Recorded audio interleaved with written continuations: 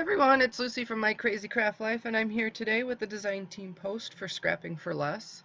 Today I'm going to be making this fun pop-out card, or pop-up card, and I'm going to be using collection number 4, Little Lady, from the Scrapping for Less Flavor of the Month card kit. Now this is a super simple one. You're going to start out with a 4 1/4 by 11 inch piece of cardstock for your card base, and you're going to fold it in half. And this is going to kind of make either like a top fold or a long horizontal card, even though it's a regular A2 size card, but it's going to, look a little different than what you may normally do and how it normally opens. So you're going to do it as a top fold. And then you need a piece that's 11 inches by 1 inch. And there's really not a lot of scoring in this. I mean, honestly, you could probably get away with not scoring it. Excuse me. The 1 inch piece you're just going to take and fold it in half, and then take each end and fold it in at the halfway point. So where that first score line, you're going to fold each side to that place, and that's going to make your little W that you're going to put into the center or wherever you want to add it to the card. I added mine a little bit low. Now, I taped this down to start with, and then I realized I didn't have the backing in, so I actually had to pull it up. So make sure you put your background panels in before you tape that down. But that's pretty much it. Then to go along with that, I have 4 circles at about a little over 2 inches. I have the panels. I am using a 1 inch by 5 1/4 inch. I cut out 2 of those, and then I cut 2 3 inch by 5 1/4 to make the whole back panel the 4 inches by 5 1/4. Partially because I didn't have paper that matched to go on both sides, and plus I thought it was kind of cute to kind of make a little background with the green, like the grass, and then the flowers. I just thought it looked cute. So then I adhered that back down there, and that's going to be your pop-up mechanism. Then you're going to adhere the circles down. Now I'm going to adhere the panels that I created for them. So I used the next size down. I just used a stitch circle die to make those circles, and I used the next smallest one down. 2 of them I used white, just plain white cardstock, because I was just going to stamp the sentiment and stamp one of the images on there. And 2 of them I used the background paper with the leaves. Then I am going to kind of get together the front. Now I used a back panel that was 4 inches by 5 1/4. And the next 2 panels I used a scalloped stitched rectangle die to create. And one is just about 4 inches and by 2 3/4 inches. And the second piece, the white that I'm going to stamp the image on there, is at about 3 1/4 inches by just a little under 2 inches, so about 2 7/8 inches, and that's, or I'm sorry, 1 7/8 inches, just about 2 inches it is.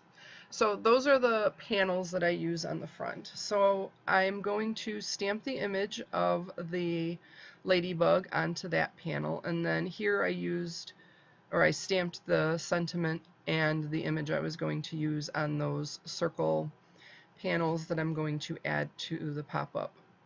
And then I'm going to stamp, like I said, the ladybug, and I'm going to color it with some Copic markers, which I will show you here. Those are the colors that I used. Real quick, simple coloring. It's not real fancy. And since I wasn't cutting this out, I was trying to be super careful when I was coloring, so that it didn't bleed out and stuff. The last couple of videos I've used a new cardstock that I bought, and I love it for card bases, but I'm not a big fan of using it with Copic markers. Nina's Classic Crest Solar White is definitely the one of the best papers to use with Copic markers. I know there's a few other ones out there too, but that one is definitely, but this is not. But it is a really good, it's a 100-pound cardstock. It's called Accent. I picked it up on Amazon, I believe, and I do like those. And I had a lot of scraps from it, which is why I was picking them up using those scraps. And like I said, I'm not a fan. So making sure you have good cardstock with alcohol markers is definitely important when you're using them. So once I finish up coloring this image, I'm going to just adhere that down, and then I'm pretty much just going to adhere the pieces to the inside of the card. Like I said, this is a super simple pop-up. It's called a W pop-up because it kind of makes that W when you fold up the piece. With collection number 4, Little Lady, you get the Little Lady paper by Scrapping for Less and the Little Lady stamp by Scrapping for Less, which both are adorable. Some enamel dots by Gina Marie Designs, and ephemera by Scrapping for Less, and some red crochet thread, which I did not end up using on this card. But the ephemera by Scrapping for Less is what and it all coordinates. The stamp, the paper, the ephemera, they all coordinate together. And I'm actually going to end up using some of the ephemera on here to decorate the inside of the card as well.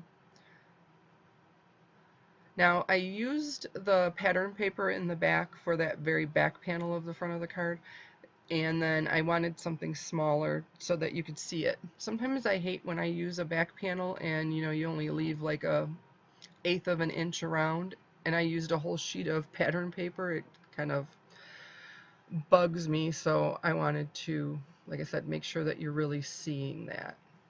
And so I just put some adhesive down on the strip that's on the inside, and I added in those circles, and then I'm just piecing the ephemera that I decided to use in the areas where I wanted it to go. Now, this is perfectly fine to have something that's longer and taller than the circle or whatever you're using. You can use square, whatever you want to use, but whatever you end up using, you'd want to make sure that you go up and not sideways, because if it hangs too far over the side, it won't close properly and then be able to pop out. So going up is okay, or down if you have it on the top end of it, but going side to side, you're going to have some more issues. You got to make sure that it can still close. And then to finish this off, I just use my gel pen to highlight the eyes and the mouth for the ladybug, and then just put a couple little white dots on there for her cheeks. And that will finish up this card. So thanks for joining me. I hope you enjoyed this video. Make sure you hit subscribe and head over to Scrapping for Less, and you can check out if these kits are still available. Thank you, and have a great day. Everybody stay safe.